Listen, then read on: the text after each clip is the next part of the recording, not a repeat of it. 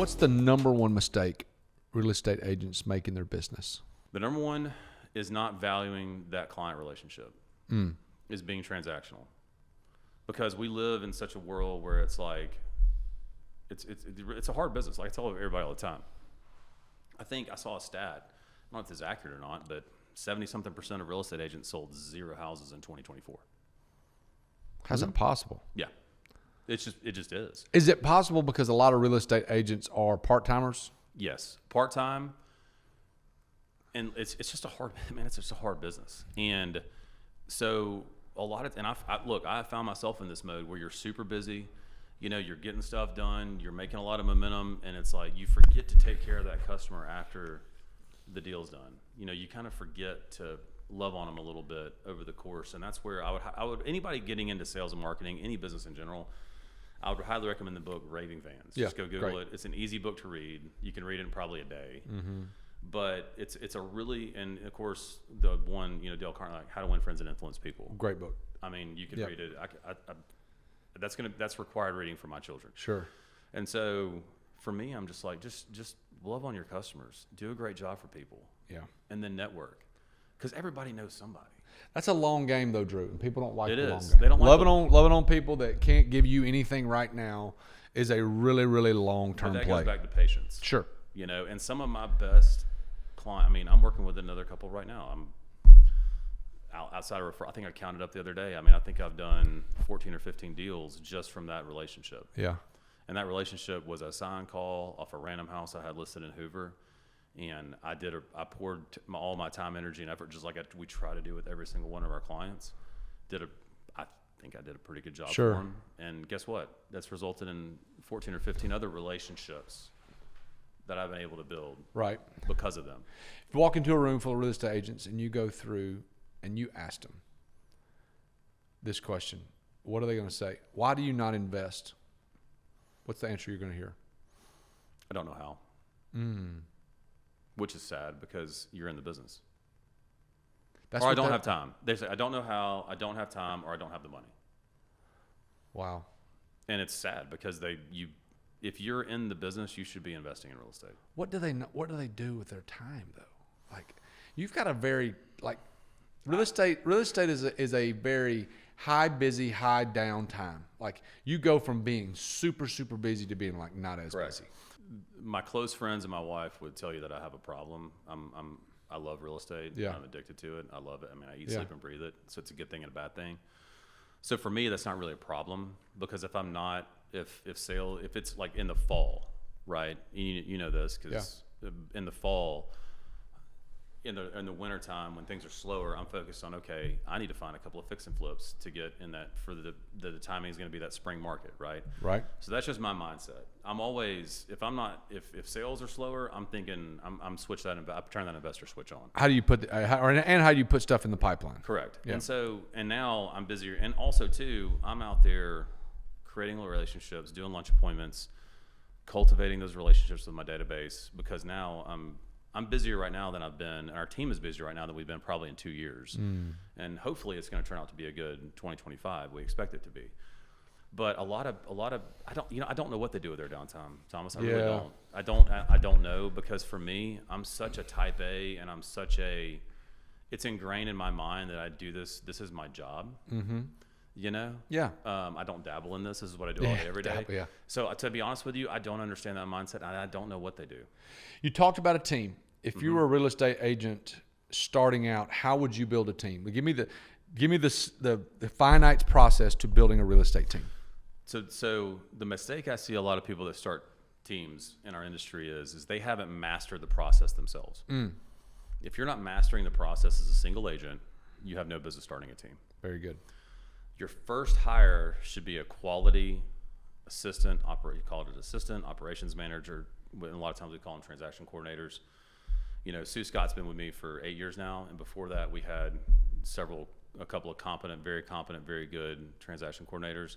But Sue's, other real estate agents will tell you around the industry, they love working with us because she makes the job. She makes everybody's jobs easy. Yeah, sure. And so, for example, if you're hitting that, if you're not doing 40 to 45 deals on your own a year, I think for a single agent, that 40 to 50 deal capacity with an Okay. assistant is kind of like you're operating at kind of like full capacity. Yeah. And you're probably letting other stuff fall through the cracks. Right. So then your next hire should be, after you're a transaction coordinator and you're in that 40 to 50 deal a year range, your next hire, if you're looking to build a team, should be a quality, somebody that's maybe been in the business a little while, maybe not new to the business, but somebody that's been in the business, understands the game a little bit, but just is pretty hungry.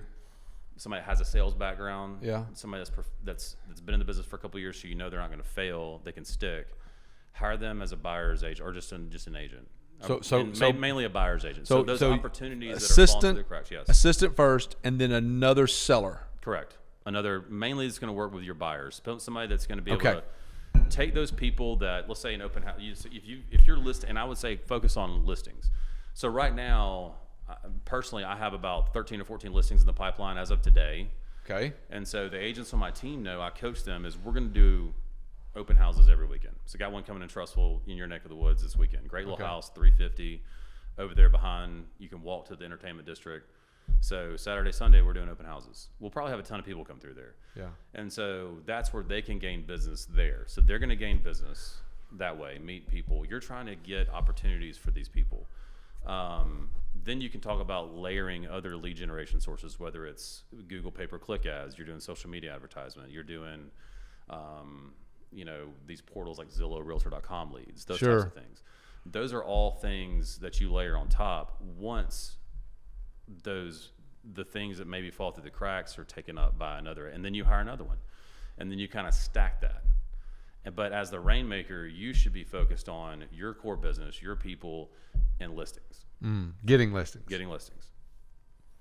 There's an old saying in our business called "list to exist," and somebody told me that years ago, and it's stuck with me ever since. Because if you get the thing listed, you're going to make money regardless, whether you sell or somebody else sells. Well, and Gary Keller, who, I'm with Carol Williams now, but even when I was at Remax early on, he has a great book he has several great books. I would recommend this to anybody. He has a good book called The Millionaire Real Estate Investor. I would highly recommend that book. But he also has The Millionaire Real Estate Agent, which is kind of like the Bible for growing a real estate team. And he walks you through these processes of starting out as a single agent all the way to building a team and what that should look like. And his philosophy is every listing that you have should equal another opportunity closed, at least one. Probably it should be, in my opinion, it should be more like 2 or 3. But if you're leveraging your marketing on that one property, let's say I go list a house in Eagle Point, over in Oak Mountain, sell it, market it properly, we have open houses, that should at least create one opportunity. If I'm doing my job correctly, that should create one more opportunity. One more opportunity for either myself or somebody on my team. Ideally, it's going to create 2 or 3 more opportunities. Sure. So today our sponsor for this episode is a company called Nips Media. So I get to work with David Nips. He's the one that owns the company. And what David does is he helps us with paid ads, whether it be Google or Facebook, Instagram. He does that because God's honest truth is I don't want to have to worry about all the changes that are going along with that. And so we've been working with him for a while, and he does a wonderful job for all the things that we do, whether it be our food businesses, our short-term rental businesses, infinite banking, all that stuff. So he does a wonderful job with that. The crazy thing is we recommended it to Carrie Foster, who is a former guest on the podcast, who runs a fast pitch softball business, and he's helping her massively. Jenny McCarty, who owns Five Oaks Farms up in North Alabama, he's working with her now, and he has catapulted their businesses also. Look up nipsmedia.com. We'll put the link down there. If you're looking for someone that can help with paid ads or anything else with marketing, David is wonderful. It's worth the call to set up with him and just see if he can help you. So, if you were to start over, what would you do sooner in real estate? I would have leveraged other people's time sooner. Yeah, go deeper on there. I would have hired I would have gone on a limb and hired an assistant sooner, transaction coordinator sooner. That's good. And just gone on a limb and done it either part-time, full-time, however I could have done it, and focused more and really poured my time, energy, and effort into the listing. What's the biggest mistake you've made in all this real estate game? Allowing, and it's from a personal standpoint, is probably chasing some shiny objects. I used to chase a lot of hey, this is the next lead generation system over here, and kind of taken away from my core business and focusing on core business. I think a lot of entrepreneurs do that, honestly. With people, letting some people like keeping them accountable, let them hang on too long. Yeah. You know, I would say people that you work with, people that work for me on my team. Yeah. Just let them hang on. You know what? It's funny you say that. We asked somebody the day on the podcast, and I said, what would you do differently? And they were like, fire quicker. Yeah. Fire quicker. 100%. That's really good. Two people in a week, Sierra, that said the same thing. It's setting greater boundaries on the front end, and then holding people accountable to those boundaries and those expectations. Wow, that's really good. Because I think I'm doing them. I mean, you're doing them more of a disservice, and that person probably said it too. You're doing that person more of a disservice By letting them do whatever. But let them go too long. What's going on in the real estate world currently, and like, what do you see in 2025? So what we're seeing in 2025 so far is we're starting to see the baby boomer generation letting go of their houses now. It was I think it was Inman, or maybe it was a NAR, National Association of Realtors study. It was like 5 to 7% of all homeowners over the age of 60 are going to sell their house in the next 18 months, which is a lot of. Why are they selling now? They've hung on too long. Back to firing people. They've just hung on too long. They can't. You know, I see people all the time. You know, and I have this conversation with my parents. I'm like, why are y'all in this house? Too big. And they love it. They love where they're at. And grandkids love coming over and fishing. And it's pain in the neck to move. It's pain in the butt to move, but just hanging on a little bit too long, man. You know, it's just. I don't blame them. Look, they love their houses, and it's like they just want to be in their community, their neighborhood. But you know, whether it's for health purposes, financial purposes, probably more health reasons, you're going to see that demographic putting their house on the market more. So which is going to open up inventory, which is going to create that move up market where, you know, and I think my prediction this year is that you're going to see people actually starting to give up those 2.75%, 3% interest rates. I really do. Because their family, they've had that third kid, you know, something else has happened in their life. Another life event's happened. And they just have to. They've resisted for the last 2 or 3 years because the rate's so low. Rates to come down. And it's like, you know what? We can't wait anymore. Like, we got to go. It's going to happen. So they just embrace. I think they're going to embrace 6.5. Because I don't think. Look, some of these guys want to tell you it's going to get down to 5 next year. We're in a 6.5 environment for the next probably 18 months at least. Could it get to upper 5s? Maybe. I don't think that it will. I think probably by everything I've seen is maybe late 2026 we could be looking at upper 5s. Wow. But. Look, if your situation, but then what happens when interest rates come down? Prices are going to go back up. You know, right now we're probably seeing a year-over-year increase in some areas of normalcy, which is 3 and 4%, not the 10, 12% we saw in 2012. Nothing crazy. But bro, when it hits below 6, it's on. Oh, I mean, absolutely. Something about that number. We're still doing bidding wars. I mean, I've got one right now. And what's the rate? I leave here and go finish up the contract. So. What's the rate that person's going to get? 6.5. 6.5. Yeah. Okay, let's play this out. A kid out of college, he knows he wants to go into real estate. What's the number one thing that he should do?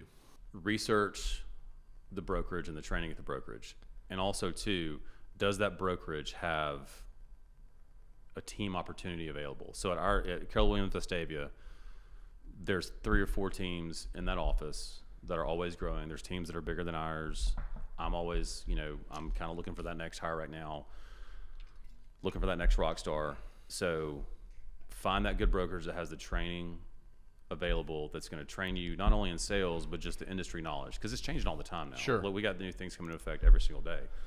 So somebody that's going to give you that training and sales acumen, also the knowledge in real estate to be able to talk to people intelligently, but also has opportunities where you can partner with top producers and just soak up their knowledge and soak up their leads and soak up their business. Someone that's going to teach you so that you don't have to make all the mistakes yourself. Correct. I've been blessed enough, Thomas, in my career that I have several agents now that are considered, I mean, they do more business than I do. Yeah. Personally.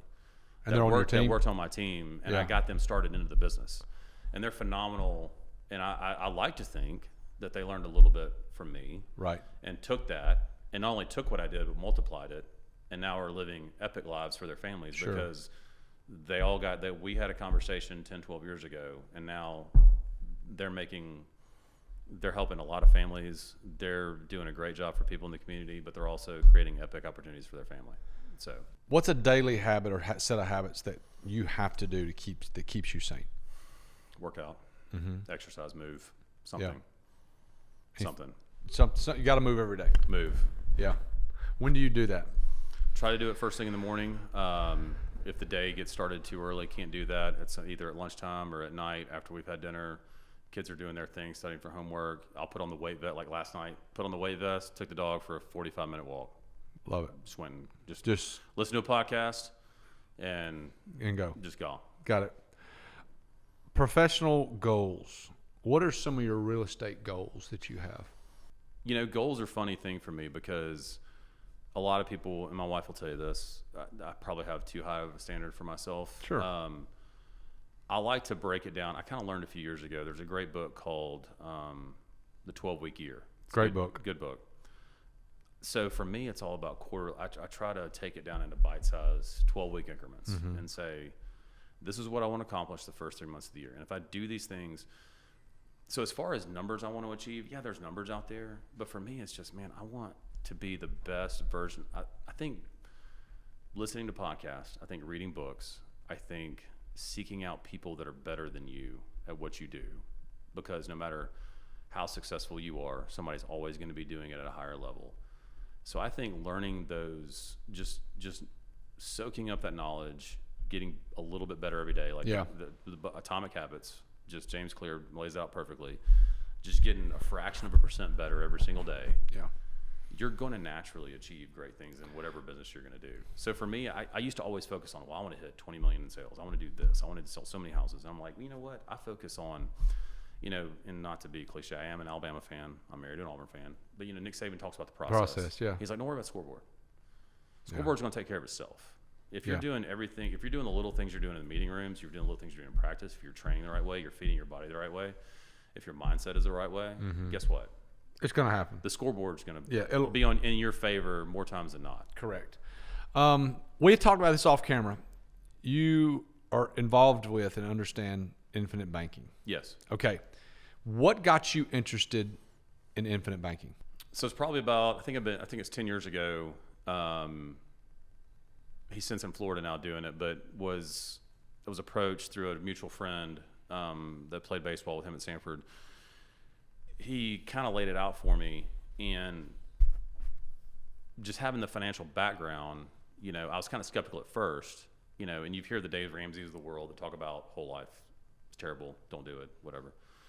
But look, I love Dave on a lot of things, but a lot of things he's a little bit too rigid for me, especially being an entrepreneur. So the more I looked at it and I looked at my goals and aspirations and just kind of seeing what my parents have been through dealing with banks over the years and just how the banks, I mean, 08, they can just on a dime can just say, you know what, never mind, we need our money. I never wanted to rely too heavily and get over leveraged. Saw a lot of guys during that with the Hummers and the 3 cars and all that, you know, 3 houses and a Hummer. 3 houses and a Hummer. So for me, I just was like, I'm like, okay, the long game. Yeah. This is a long game. It is. And, you know, I started doing the internal rate of return and looking at those numbers and how it could help me get to the next level, flipping houses, investing in real estate for my personal goals. The slow and steady wins the race motto that I like to live by. And it just made sense. On paper, it just made total sense. Tell me about how you use it now. How do you use infinite banking today? So being an entrepreneur, taxes, you know, I'll put the money in there, let it grow, keep on it. And, you know, when tax time rolls around, have to pay the piper, take that loan out, pay Uncle Sam, pay it back over time. I think that's the number one way real estate agents should and could use IBC. 100%. But the people that we work with on doing the IBC stuff, most of the guys that I know say that 1 or 2 out of 10 real estate agents really get it. But like, correct. Just the tax part of it, you could make massive amounts of money. 100%. But for the standard real estate agent that is not involved in investing, this doesn't make sense for them. Right. And also too, house flipping. Like, you know, we'll taking money out to put into a deal, that income, that equity that you need for that deal, put it in the deal, because you're paying a 5%. I don't think that rate. Here's my thing. I do hard money lending. Okay. People pay us 15%. Right. It does not make sense for a house flipper not to be involved in IBC. No, it does not make sense. 100%. I mean, I just sit there and I go, if you could just see this world and see that You can save $5,000 this year on interest. You can save $15,000 next year on interest. You can save $30,000 the next year and just roll that thing. And in 7 or 8 years, 5 or 6 years, if you're still in this business, you could not pay a hard money lender. Correct. And I just sit there and I go, why are all these guys not doing it? But it's a disciplined, long game. Yeah. And most house flippers are right now guys. When I was 35, I looked at the projection. They put the prospectus in front of you and everything else. And I was 35 years old when I did it. And I was like, you know what? Well, by the time I'm 50, I don't want to ever I could potentially never have to use a bank ever again. Or a private lender or anybody. You've had a policy for 10 years. How many policies do you have? Just one. What did you originally fund it with? How much was it per year? The base premium was a little over $26,000 a year. Okay, and then the paid up rider is an additional. I have the option. I think this is the last year. You're still paying on paying the rider Correct. Yeah. after 10 years. Mm-hmm. That's crazy. I think this is the last year. I can pay up to, I think it was up to like $50,000 extra into the paid up rider. And it's with Emeritus? Mm-hmm. I'm trying to figure out how you're paying paying So I'm the pretty riders sure that so product went away. I Because- think I was one of the last. So from what I've talked about with other people, I think I was grandfathered. I think the product that I'm in doesn't exist anymore. I'm pretty sure that's the When case. you stop paying because the- I do have as part of that, because went ahead and got the term. It was a 10-year term, and then we converted 90% of it. So I've still got a small that's expired this year, and I'm trying to decide if I want to even mess with that or not. A small term policy that's still in effect. Yeah. And when I talked with the guys about it, I think they told me this last year. That product I'm in doesn't. So it would be a different product now. Who services you? Who services you with your Nowland and Associates. Nowland does. Okay. Yeah. That's who I work with. So that's crazy that you've been paying on a rider that long. Mm-hmm. Wow. I bet you got a bunch of cash value then. Mm-hmm. Yeah. Now a lot of it's spread out on some deals right now. Yeah, mine is too. Sure. But I'm constantly paying it back. But it's always paying back, putting in, paying back, putting in. But you're paying yourself back. 100%. You're paying yourself back. No, it's gonna look. And hey, you can use. I tell guys all the time, if real estate's not your thing, if you're a stock guy and you've got a good stock, man, if you can make 20-25% on Nvidia or whatever it is. The market stuff, though, I'm gonna be honest with you, I don't like that because I think the market stuff. I mean, it's one of the things that you have no control over. I have control over. Correct. A house. If Correct. I put $100,000 into it, and it's really, I found that there's dead bodies under there, and it's only worth 80, I can recapture some of that. But if something nutty happens Right. in the market, you're done. Well, and that's where I go back to stay in your lane. Sure, I agree with that. You know, I've got buddies that are savants when it comes to the stock market, and they're I don't want to use the word insider knowledge because that's illegal, but they're in it every day, and they once again spotting trends, right? Mm-hmm. In real estate, anything else is spotting trends. Is being able to know.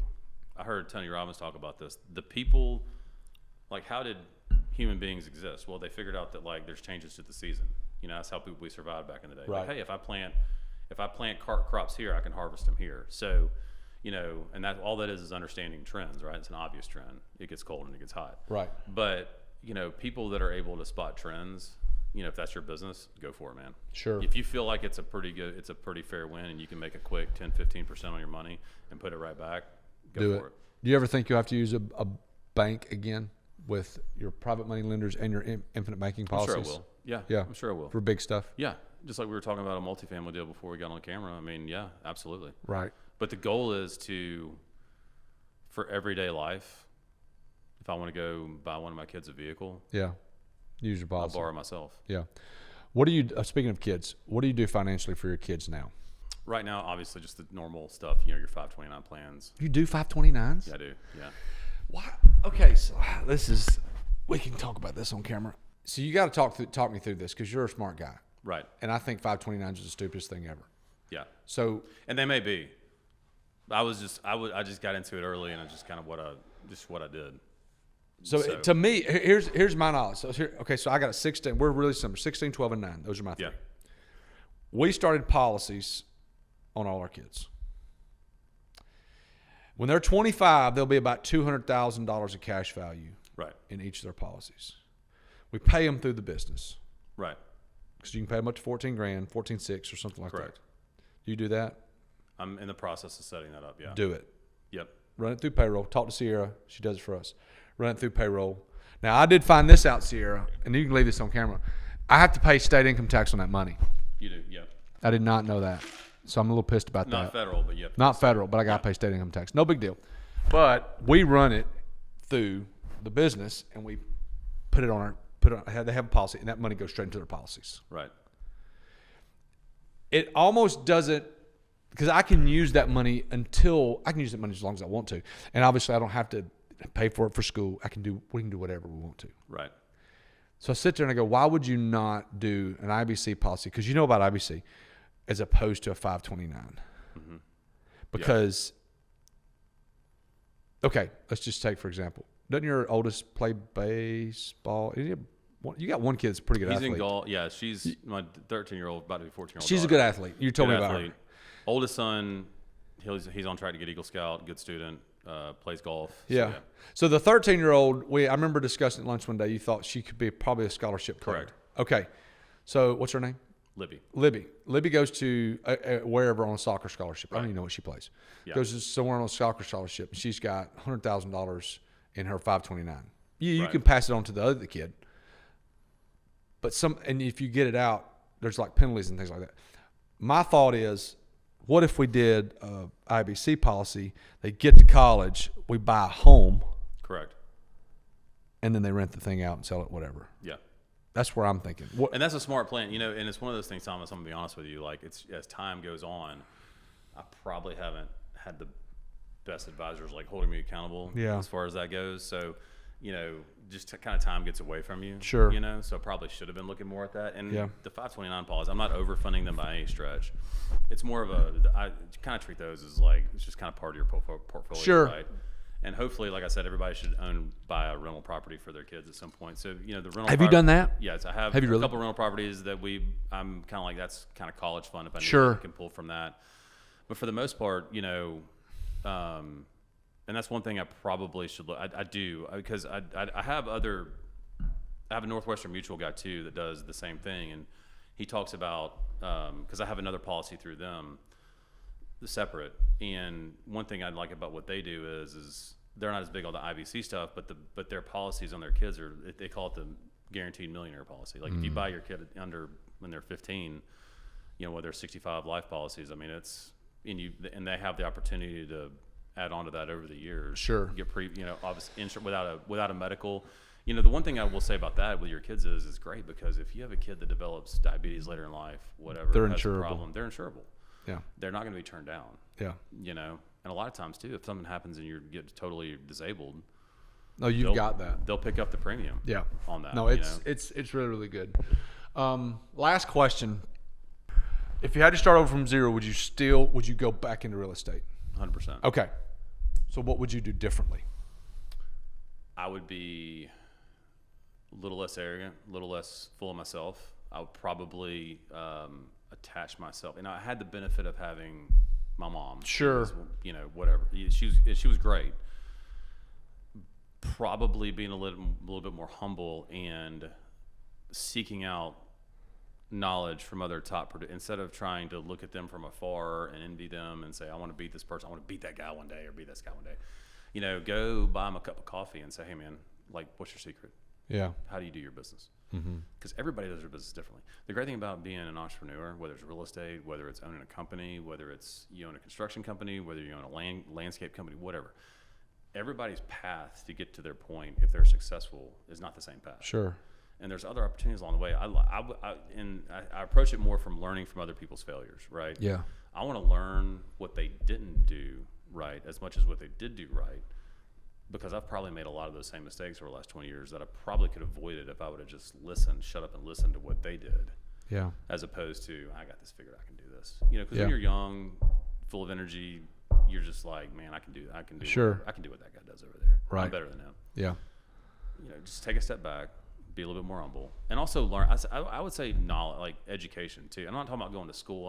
I'm just saying, diving into more reading. I wish I would have read a lot more when I was younger. I wish I would have read a lot more. I wish I would have. Ask more questions. Ask more questions, study, been more inquisitive. Yeah. You know, I'm extremely inquisitive now. I love taking people to lunch and being like, man, how'd you Tell me do that. it? I do. Yeah. How'd you do it? I took a guy the other day. They own a concrete mix business. So they sell bags of concrete. I just sat down for like an hour and a half. Tell me what you're doing, why you're doing it, how this process works. And I'm fascinated by all these things. So we sat down yesterday with a girl. She sells for a massive food company called Taylor. And she dropped it in the conversation that me and my husband live on a 3,000 acre farm. What? What? Hold up. Whoa, I could care less about the salad. Let's talk about this farm. Cherry trees and apple trees and all this thing. And so I started asking her questions. Obviously, I didn't have time to go into that, but like, I'm fascinated by all the different ways that people make a living. Yeah. And figuring out and asking the questions to them is just, it blows my mind. People joke all the time that I ask so many questions, but Lord, I love knowing whatever it is, how you're doing it and what you're doing. Correct. Because there may be one thing that you pick up in that conversation that dramatically helps you in life or in whatever. And so I tell my kids all the time, number one, you need to be a great listener, but number two, ask good questions. How do you ask good questions? And how do you ask the questions to where you not get the answer you want, but get the answer you want? Look, success leaves clues everywhere. It does. And, you know, another thing that I probably, if I start from zero, would just be, you know, just do it. If you got an idea, you think it's you want to take a little bit more risk, you have this crazy idea over here, just go for it, man. Yeah. Just do it. You know, if you fail, guess what? You learned. You know, when you're a kid, you put your hand on the stove, guess what? You don't do that again. You learned. We're going through a deal right now where we learned a lot, and we're going to lose some money, but we learned a lot. So yeah, I'll always say, man, the master's degree you get from a failure is incalculable. Massive. I mean, it's you learn them both. So even if you fail, and look, it could be a wild success. Sure. But just you got an idea, you got a dream, you want to go for it, just do it. Yeah. There are 2 or 3 minutes. What questions? You got any questions for me? What questions do you have for me? Do you have any? Yeah. How did you get started in what you do? Or how did you get started with all this? How did you get to become a success?